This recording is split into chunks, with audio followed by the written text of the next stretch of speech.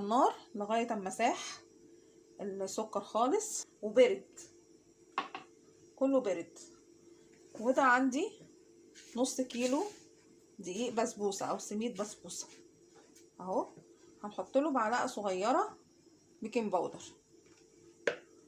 هنحط له معلقتين كبار جوز هند، ومستحسن طبعا تبقى ناعمه. هنقلبهم كده على بعض. وهنجيب عندي الخليط اللي برد هنحط عليهم، وهنقلب الخليط دون مع بعضه. انا عندي البسبوسه الدقيق بتاعها مش بعجنه، هو بس يا دوبك يتشرب السوائل اللي نزلت عليه.